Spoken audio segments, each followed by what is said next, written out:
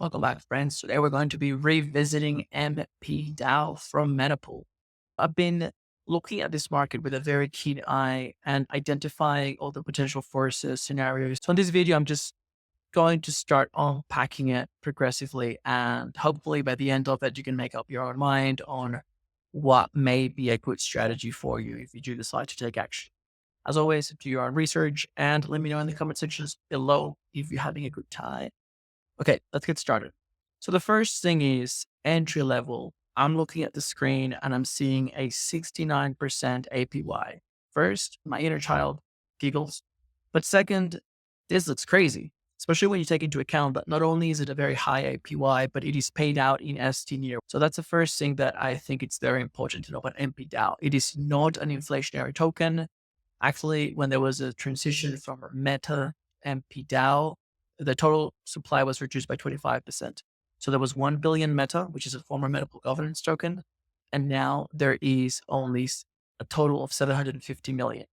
This is paid out in stNEAR coming from the protocol fees every month. So far, so good.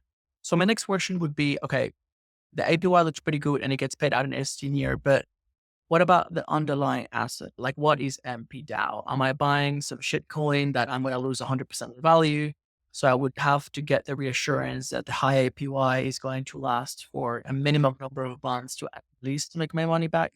And this is where things start to get really interesting because mpDAO is a governance token, but it is not a governance token in the same way that other governance tokens from other protocols, which are kind of bullshit.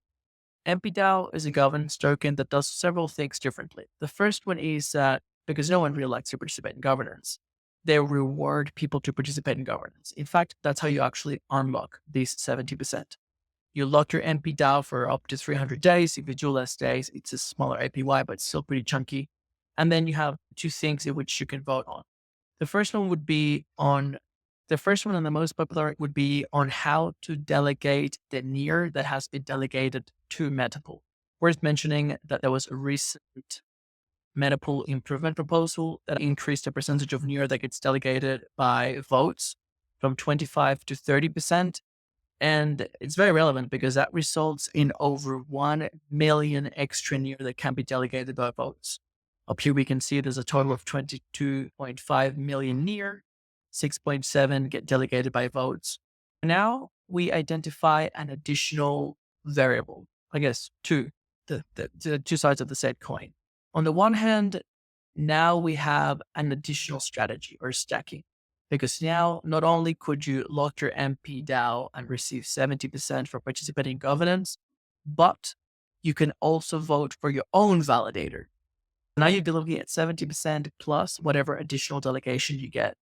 And if we do a filtering here by the validators that have the most votes, we can see that some of them have been assigned a lot, assigned by votes, 650,000, 570,000, and the list goes on.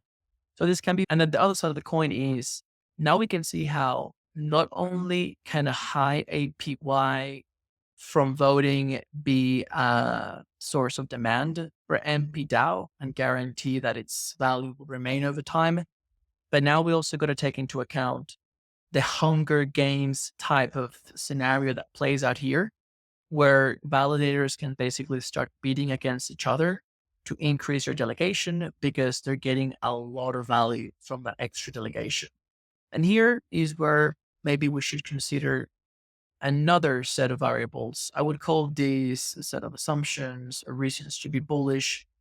The super chunky APY here is the direct calculation between the dollar value of the mpDAO that has been locked. And we already established that there is a fixed amount of mpDAO and the corresponding amount of stNEAR rewards that you will receive that month, but more importantly, the dollar value of it.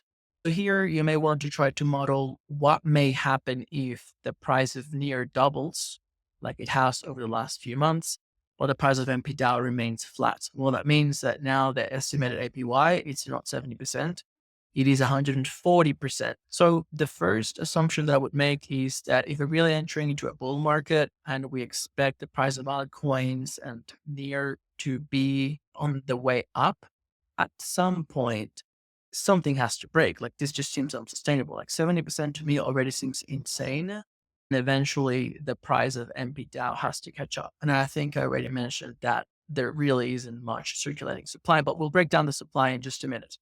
The other potential force is the total amount of NEAR that has been delegated with Metapool. 22.5 million is actually really not that much. I think there's over 600 million in total delegated in the NEAR ecosystem. So here, the most basic assumption would be that this amount of delegation is going to go up. And to make an informed assessment on that, I would look at two things. The first one is the meta team's involvement in growing the validator set. That currently supported over 100 validators through the Stakeverse program. And most recently, I've been pretty impressed by looking at their enterprise node program, where they've been bringing some heavyweights like Deutsche Telekom, Vodafone, among others.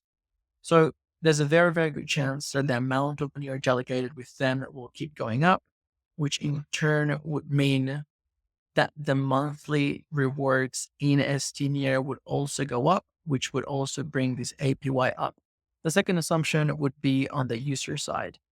There's been a very interesting NEAR positioning with AI, the vision and the mission about a world with 1 trillion agents transacting with each other of a new user-owned internet. If that thesis were to be true, then we can make the assumption that NEAR is going to be a very attractive asset to hold, that there may be a lot of people holding on to significant amounts of NEAR, and they don't want to sell, but maybe they want to buy a new whatever scooter. That's when liquid staking becomes really appealing to them. Not only can they get the staking rewards, but now they can also borrow against that stNEAR. So looking at those two potential scenarios, I would make a conservative assessment that the total amount of NEAR staked protocol is going to go up. So will the fees. So we've already covered some of the dynamics on how the high APY and the validator demand and some of the wider macro forces may start playing out, but there's a little bit more. So we've mentioned the first way in which you can vote, which is for validators. There is a second way, which is voting for grants. If you're not technical enough to run a validator node, you may be on the community side and you may want to apply for a grant.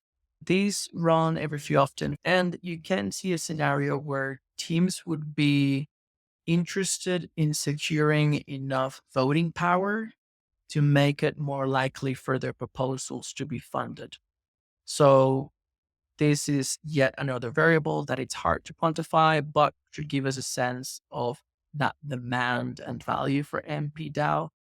The fourth category, which I like because it doesn't require you to lock the mpDAO for 300 days or however many days, would be simply to provide liquidity on ref finance. It also has a high APY of 50% paid out in NEAR. It's had some chunky pool fees recently. It may carry some impermanent loss, but it could be a good way to get a high yield while keeping the mpDAO liquid. We've mentioned a lot of the demand side factors. Now let's start looking at some of the supply. So here, the most important thing that you need to know is that when mpDAO relaunched, it relaunched in two places. So the mpDAO liquidity is actually split between Ethereum and NEAR. Let's look at the NEAR side first. On the NEAR side, what we'll find is that there's only about 3 million mpDAO available and a corresponding amount in stNEAR.